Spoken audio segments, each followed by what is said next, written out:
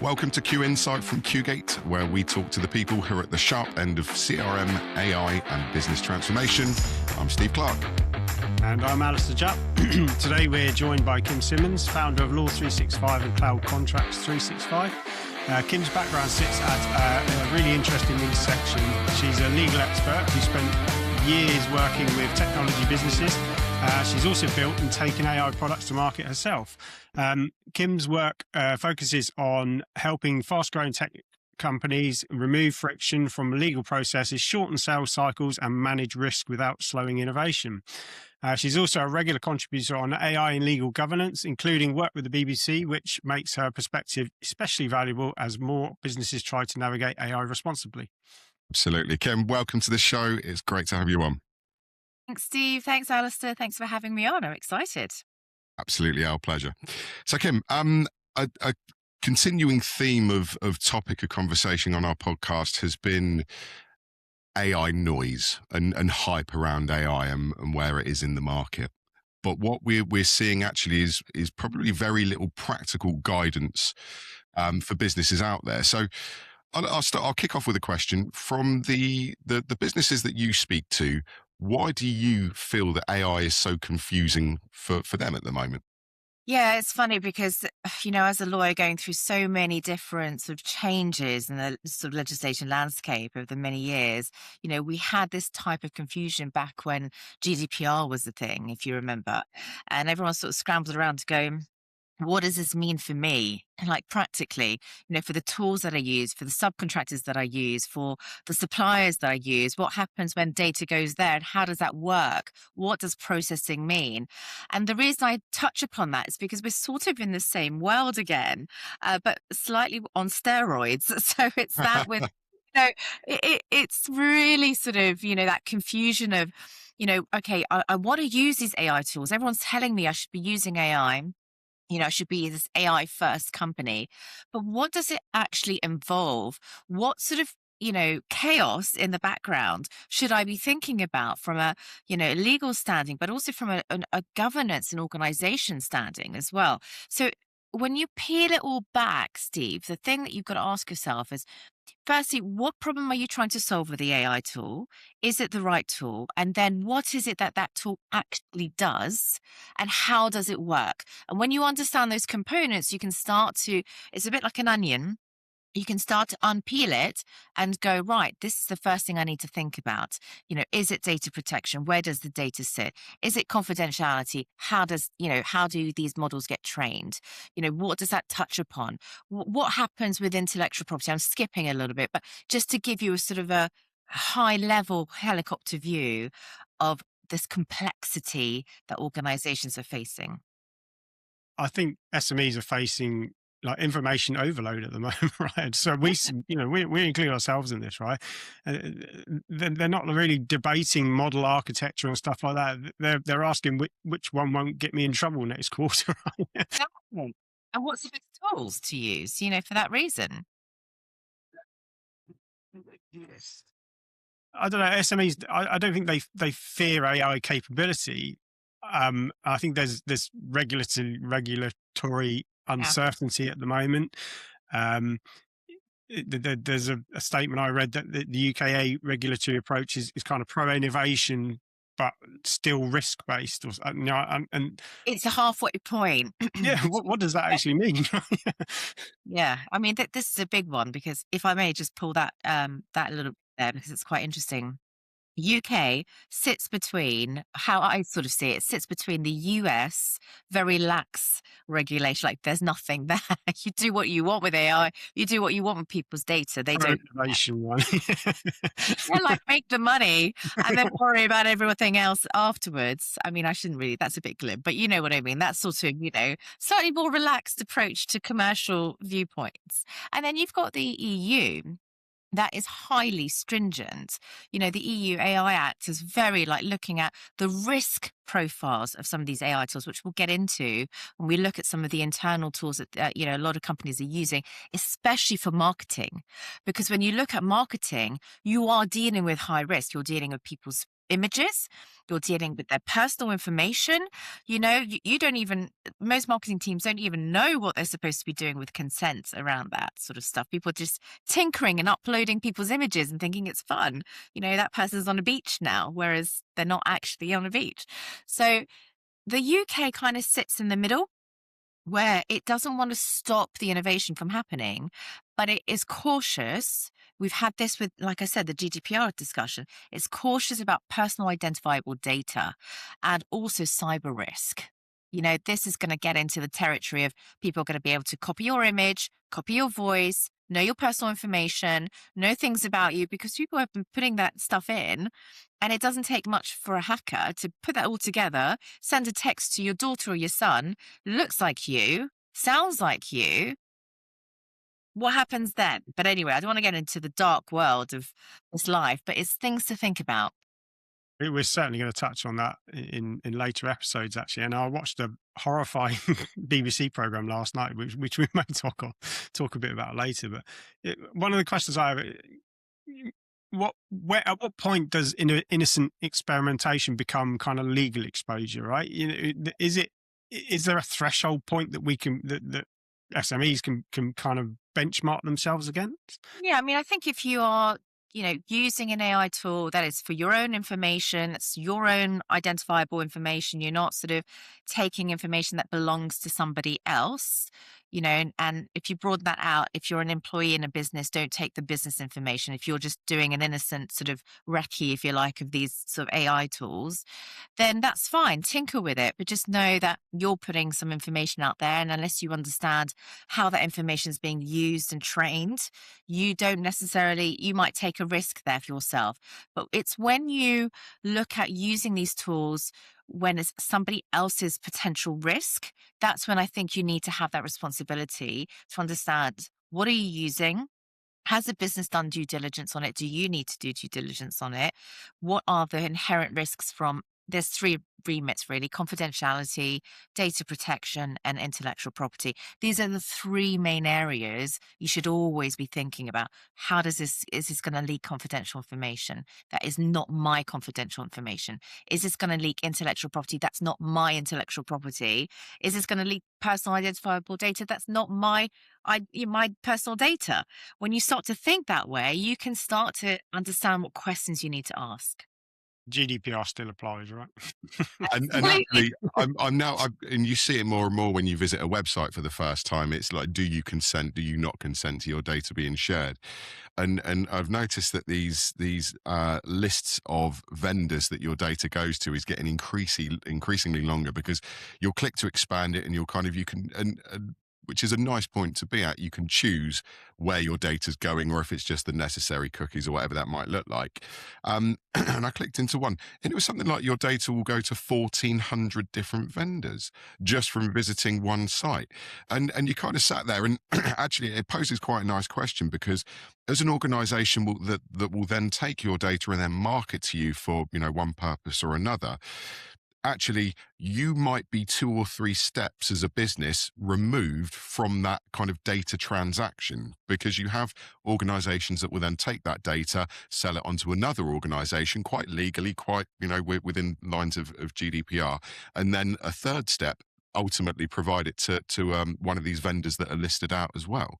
So Yeah. you think as an organization that's doing AI, you could be as careful as possible, but are you really sure where all this data is coming from? Because you hope it's from a legitimate source.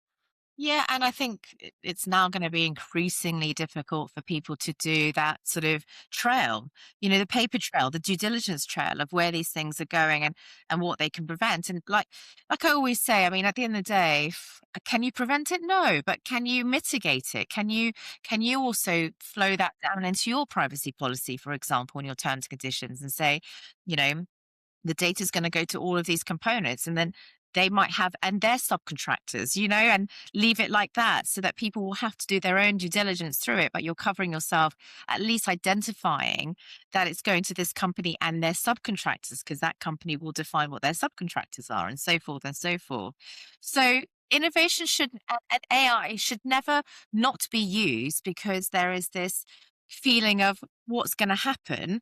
Am I going to be in trouble? It's just about knowing how to position yourself in your own terms and conditions, your own privacy policy, cookie policies, even. So that people, when they land on it, and I can't believe you read it, Steve. I mean, that's amazing that you even. I mean, honestly, I don't think I read half of them, and I'm a Yeah. lawyer, right? Well done, you. I Yeah. mean, that's hats off to you. But you have to take that due diligence on yourself. Absolutely. So I guess a question then, just before we move on to the next topic, what do you think right now, in today, being first quarter of 2026, what does good look for businesses when it comes to AI from a legal standpoint? We're at a point where virtually every business is adopting AI in some fashion, whether that's just a soiree into chat GPT for their employees or full-blown AI strategy with rollout with Copilot Yeah. agents and that stuff. Yeah. But what looks good for a business right now from a legal standpoint? Yeah, that's a great question. It's quite a big question, but Please, no, please take your time. it's Yeah. going to be a little bit of a long-winded answer. So the first thing is, firstly, if you're using, there's two remits. There's the internal use of AI. So what does good look like if you're using AI internally? And then there's the second remit, which is if you're deploying AI or if you're using AI within your own services. So, that's more of the external element. So let's tackle the internal element.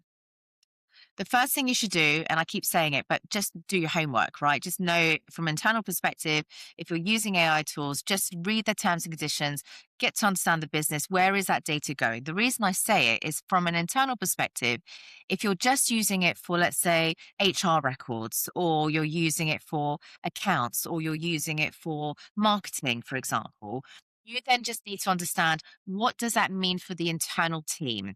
Okay. So, from an employment perspective, you want to make sure you've got consent from your employees that if you're using their images or their personal data in these AI tools, that they've consented to that. Okay. So, the first thing is looking at your HR policies, making sure those are updated, having what we call a use of generative AI in the workplace policy, which ring fences what they can and cannot use as well. So once you've done your due diligence, you might say, these are 5 tools you can use. These are 5 tools you can't use. And you will tell them they cannot use that, because we'll talk about shadow AI later, but that's a really big issue at the moment. And then when you've documented that from an internal perspective, and you've told the marketing team, be careful about how you do images, this is what's happening, then you've got a really good process. Okay. You've got your policies that are matching with what you're saying to the teams. And everyone kind of knows and knows how to use. You should train them. The external thing is a bit more complex, because you're then indicating you're going to be using these either third-party tools, whether it's Copilot, whether it's Abacus, whatever it could be, and implementing it into your services. So creating agents, for example, with Copilot, right? That's the classic example. And if you're deploying that into a customer, the customer's going to ask you, well, what do I need to know? What do I need to know from a technical perspective, but also from a regulatory perspective, what I now need to do? And so for that reason, you need to be armed with, where does the data reside? You need to know that on the AI tool that you're using to indicate to them what they then need to put in their terms and conditions.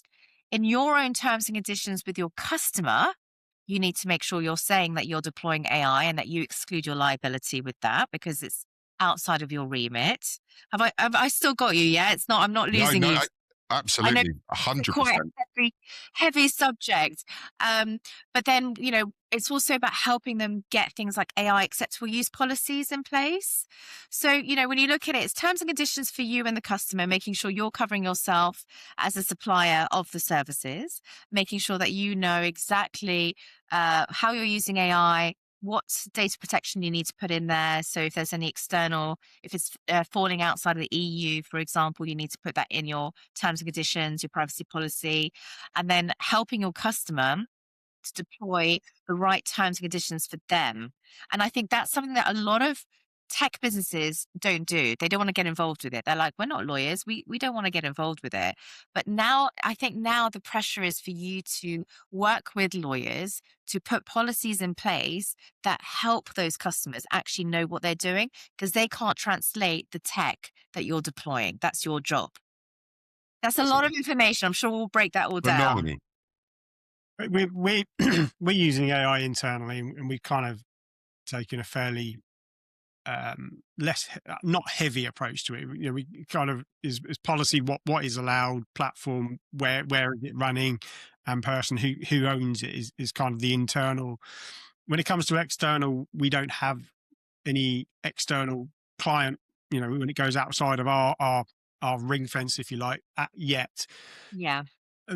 But my biggest concern here with this for us, because you know we have every intent of and we are working on things internally to do that, is at what point do we bring the lawyers in? What's the work? You know, if we released an AI tool tomorrow that's just looking at business, you know, no GDPR, no confidential information there, but it's more business process type stuff, and it's helping them navigate their process. What's the worst that could happen without having these things in place? Yeah, so there's two things really. I mean, if you're not doing any personal identifiable data, that's obviously not going to hit the data protection. It's more the confidentiality. If it's business process, it's going to be confidential to them if you're implementing something that their own business process. So that's number one. And intellectual property, Alistair, because, you know, if they've got their business process and it's documented and it's very much their cutting edge business process, they don't want you to go and put it into a tool that then can train other clients of yours or train other people who might be competitors of them, and where they go and use the tool and they're able to pull this information up.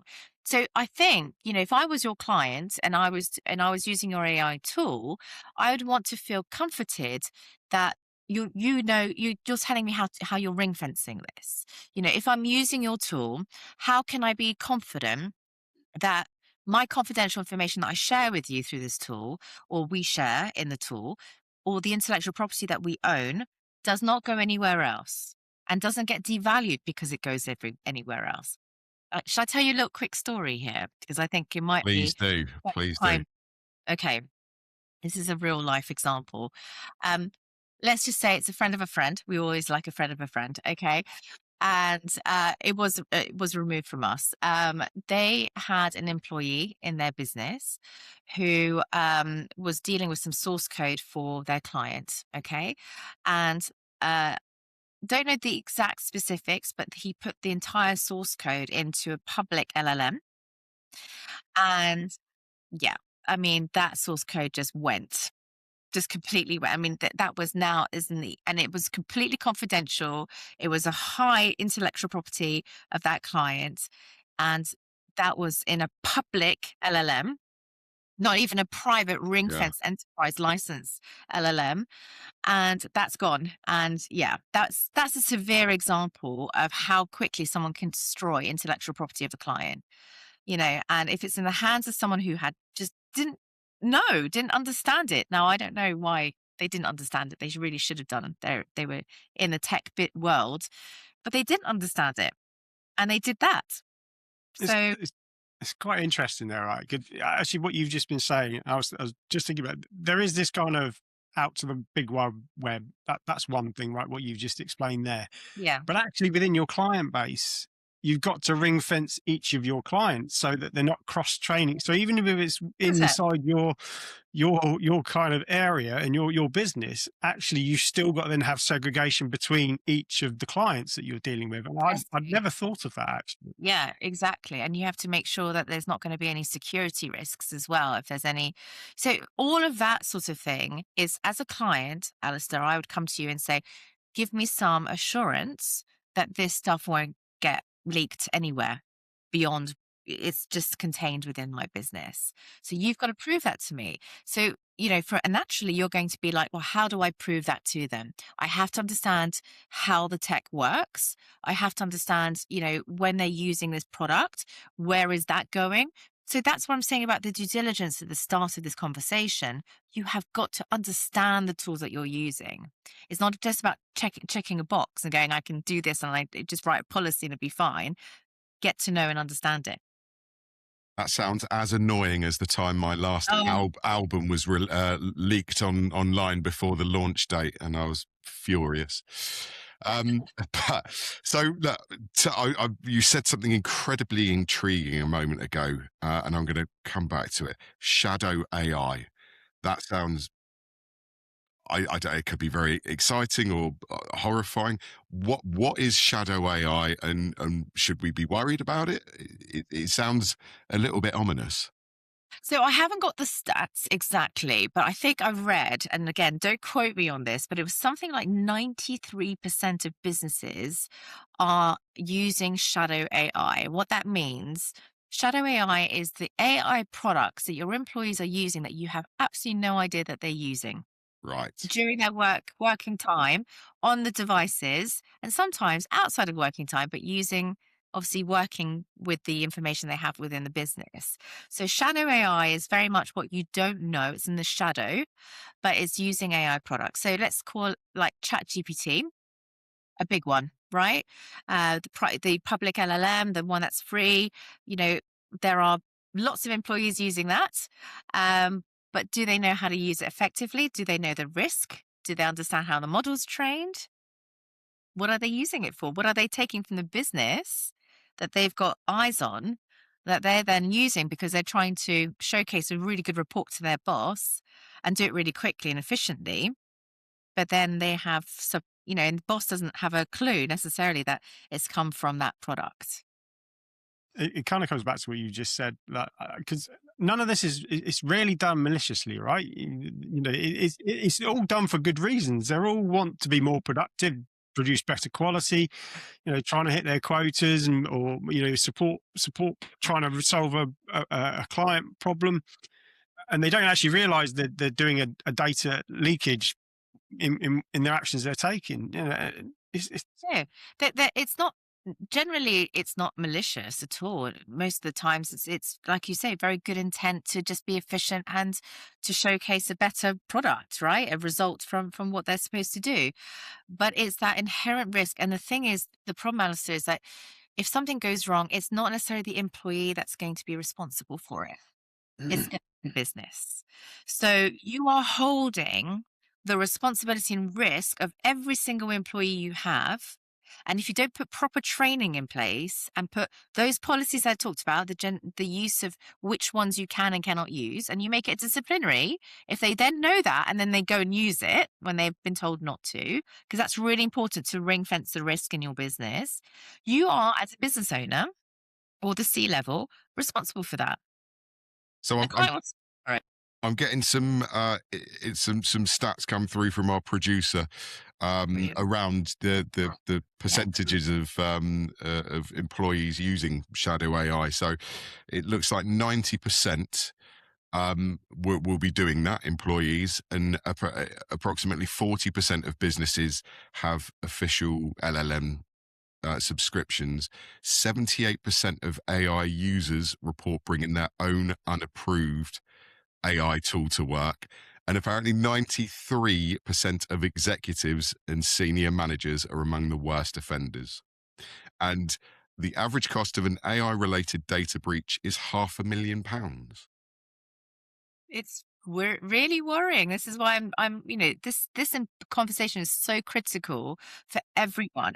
Even if they just take away one thing, which is just do your due diligence, just do your homework. If that's the one thing they take away, that will save them. Because if they start on that journey, they'll start to ask and be curious about the right questions, and that will get them on the path of training and putting ring fencing in place. And as you said, Alastair, before, if they're going to then deploy that, they're going to know how to answer those questions for clients.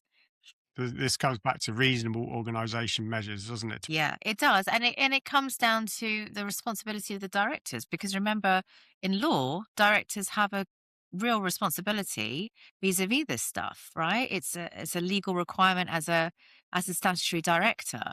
So you can't be messing around with this stuff. You've got to be educating yourself. You have to be, getting aligned with, people like advisors who can advise you on this stuff. You can't just ignore it. There's a lot of noise, but not a lot of people are taking in what's happening, what the people are saying. I mean, what you're basically saying is it's not an IT issue; it's a board issue, isn't it? Right? It's a board level risk that needs to be addressed, right? Yeah.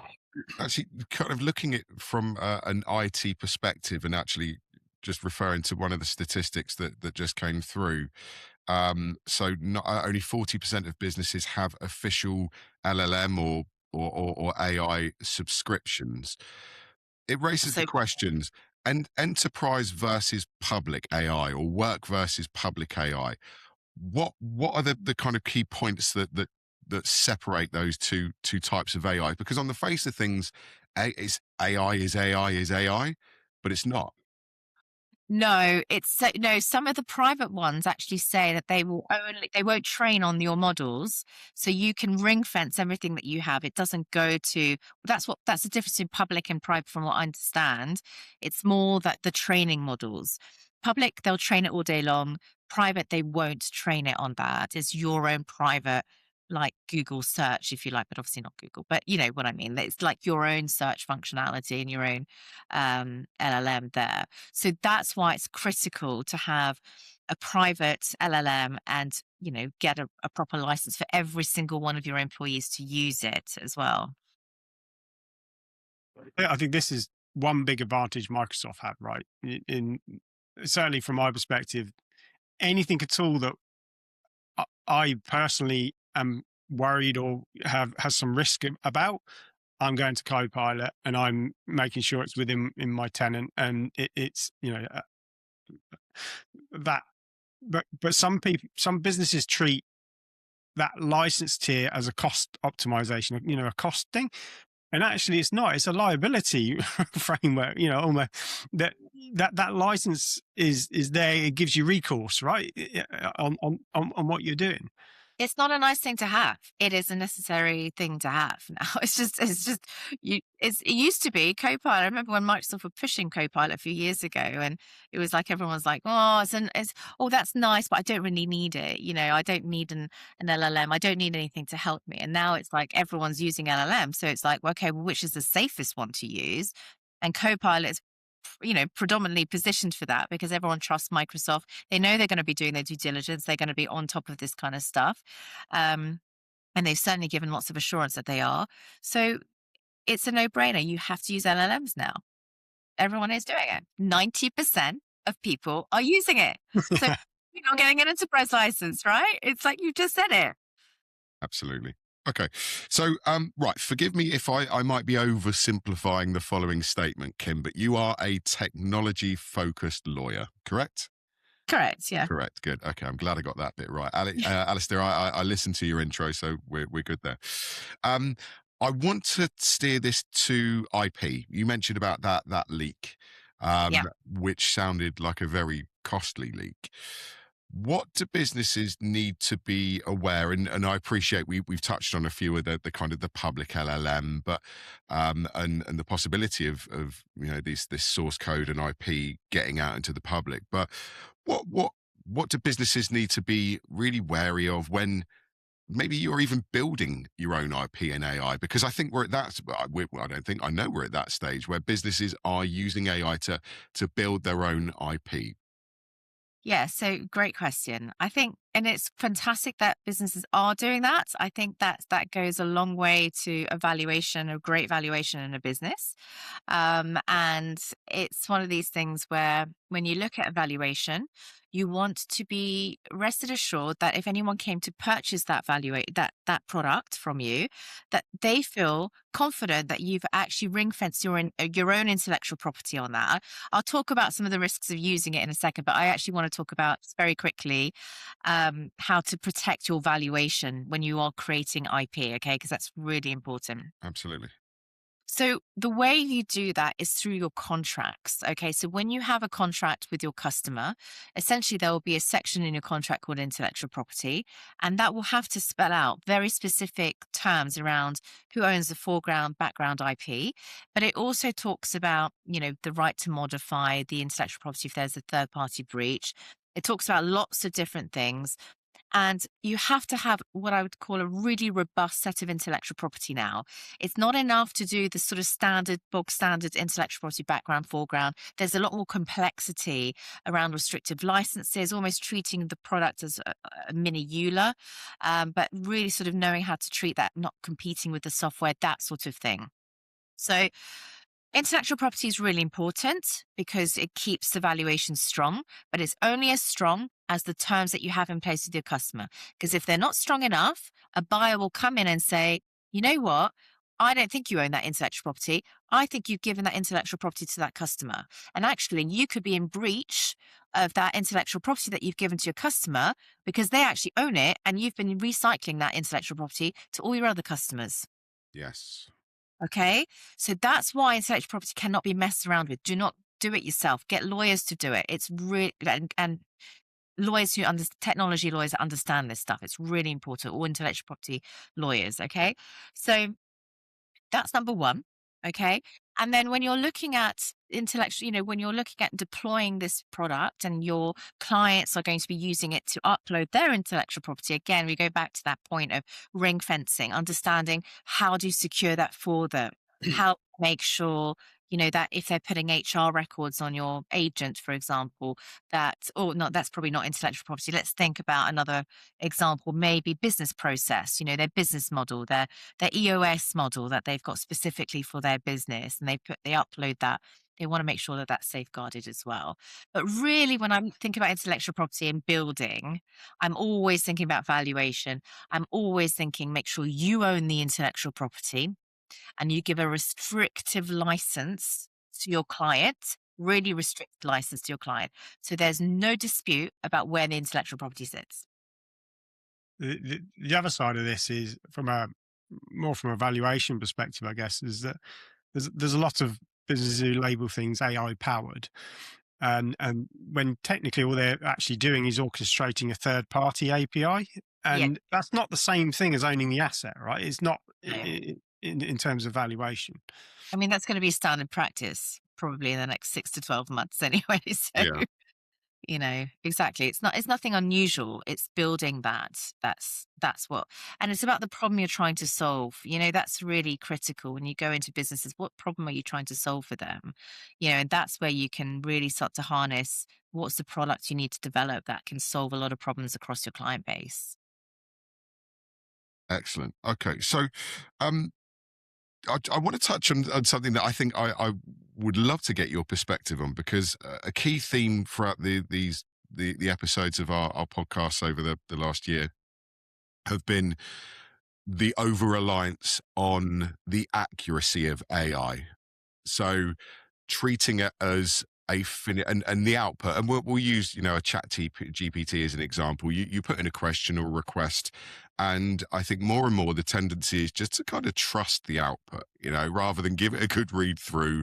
You copy and paste in, you put it in an email, and off you go. So I think something that we've really been trying to labor with our guests is that actually Microsoft have probably called their AI tool the most appropriate name possible in Copilot, because ultimately that's what it is. It's not there to fly the plane. It's there as your co-pilot to give you a good steer. So my question is this: from a legal standpoint, if I, as an employee of Qgate, generated something out of ChatGPT that was factually incorrect, and I copied it into a document or an email and sent it to you, and it really opened up a can of worms, or it's something, potentially quite damaging from slander or whatever it might be. Is there any defense there as me to kind of say, oh, hang on, AI spat this out.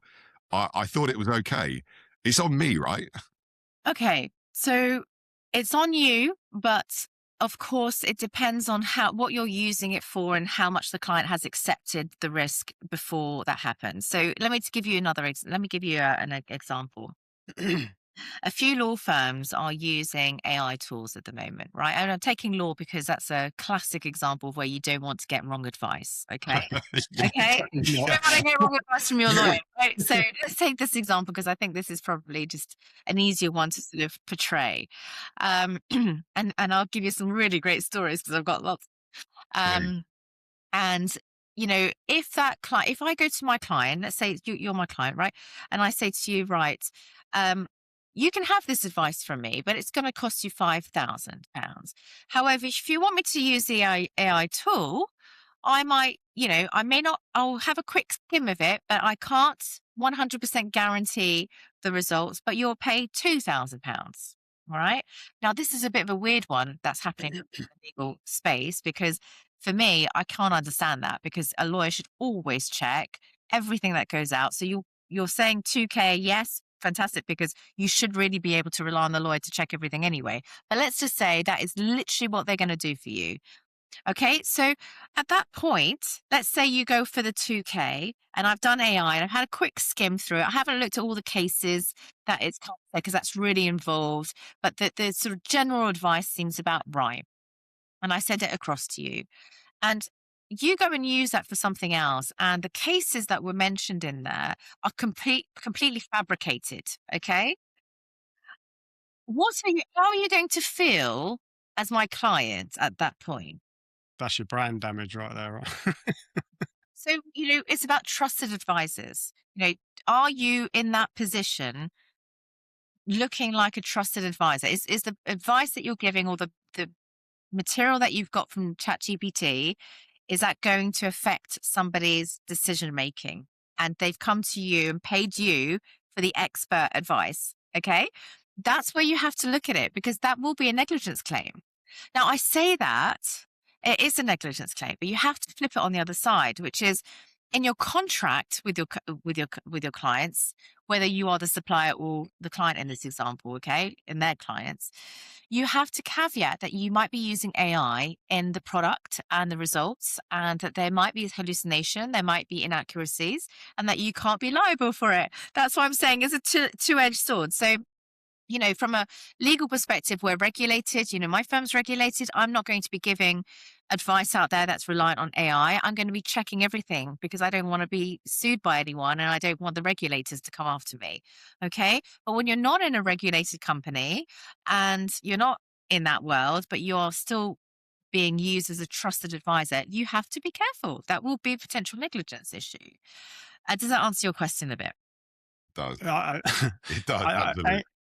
AI, as you said, Copilot is a great name, and it's a brilliant assistant, right? And it should be treated as such.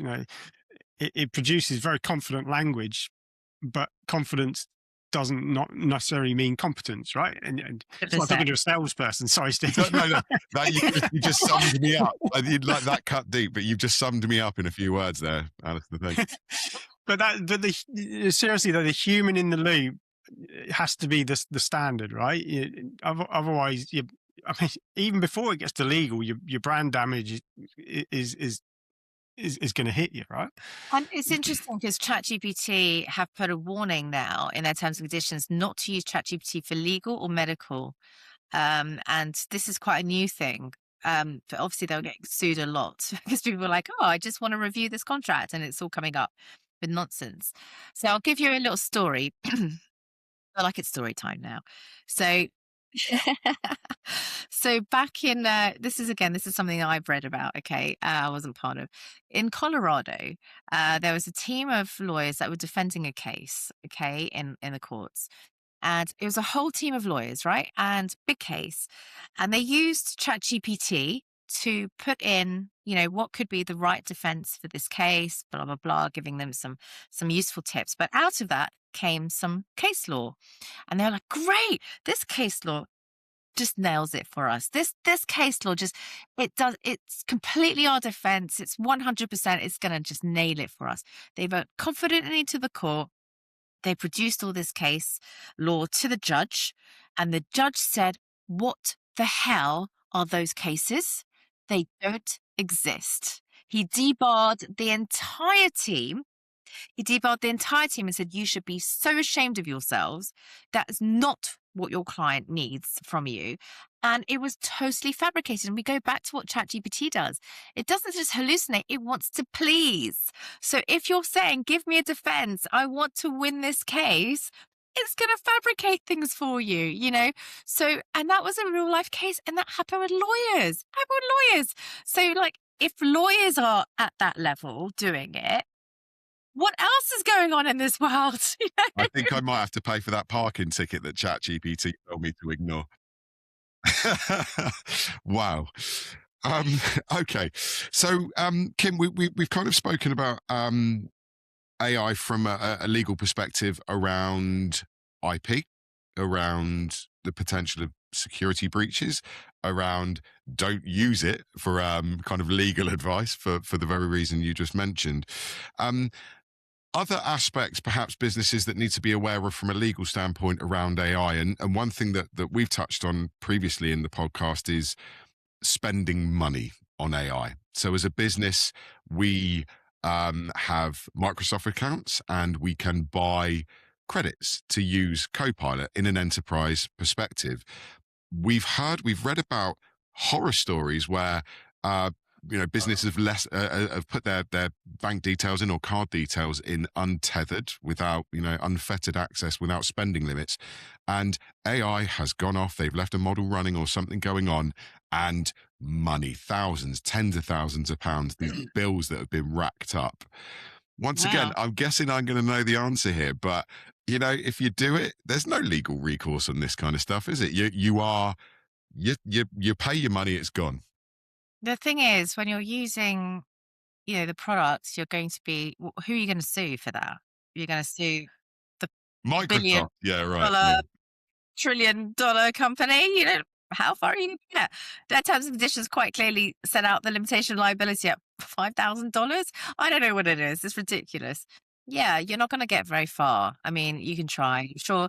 I think in life, in the next few years, don't quote me on this, but I do think there will start to be some class actions against some of these bigger boys, because they have got to take some responsibility and security for these things, or at least some alerts into potential risk. Which doesn't sound like it's happening right now from what you've just said, and that is big. But you have got to use things responsibly as well. And like I said, I'll go back to it, but the due diligence, the understanding of the tools and the risk inherent with that is really important. The due diligence and the board level risk. So can I ask a question? I'm taking your job here, Steve. Please carry on. If there were, can we have like top 3 must ask due diligence questions for an SME then, for example? What might that be? I think the first one is, where is the data stored and how is it used? So both from a training model perspective, but also where is it all going? Okay, I think that's number one. Normally the terms, conditions and privacy policy will spell that out. So you just have to do a bit of reading around that. I think the next one is to say, what's the recourse if things go wrong? Again, their terms and conditions. And normally a lot of these products, whatever you kind of want to use, they have FAQs around this stuff because they know this is what people are starting to investigate. And I think then there's the internal question of applying whatever you're using it for and applying that against the terms and conditions and saying, where's the gaps for us? And that's really kind of an internal perspective. Depends on what you're using it for and what you have to think about. So I think those are the top 3 curious questions you need to ask yourself. But you know what, Kim? As we come to the end of the episode, normally I ask our guests to summarize, give us some key tips and pointers. But We can get Alastair, I AI. think you just beat me to it, and I don't think you could have said it any better. So, Kim, I will kind of extend that question. You've and this has been an absolutely phenomenal episode. I've enjoyed it immensely. Incredibly insightful. Any kind of final points from you? AI should and actually one thing just to perhaps steer a little bit. A lot of businesses are maybe not doing AI for some of the reasons that we've talked about. Is that an option, or do you really have to just bite the bullet and move? So I think people should move forwards with AI and they shouldn't be scared by it. They just need people around them to understand what they need to do and the paperwork they need to have in place and the communication they need to have internally and externally. But 100% move forwards with AI. It's not really, I don't think it's something that people can just ignore anymore. I think you're either going to go on that path or you're probably going to die a drastic death in the next few years if you don't. And I don't mean that in a light way. From what I'm seeing, from what I'm understanding, AI getting better and better and better. You've got to jump on it, but don't be afraid by it. Just do a little bit of homework. It's just a little bit of reading and understanding and applying it to your business process and concerns and vision, and get people around you to just put that in the right paperwork. That's it. Phenomenal.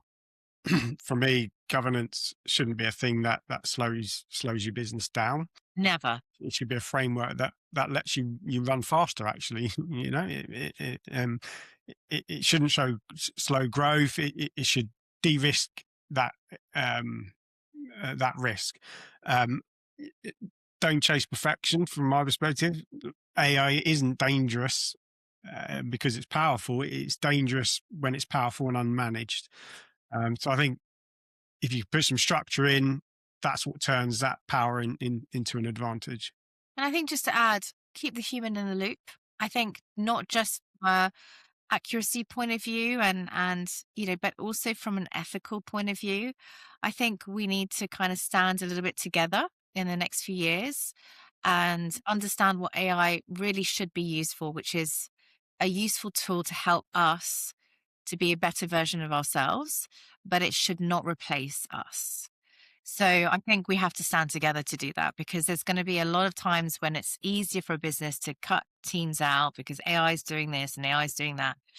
But honestly, if we all do that, that's going to be terrible for everyone concerned, including those who are standing there with their AI bots and making lots of money, but then having a society around them that are unemployed. And it's not a good thing. We're not here in this world, I don't think. It's very philosophical. We're not here in this world to just stand on our own. We're here to stand together. And so it's using AI responsibly.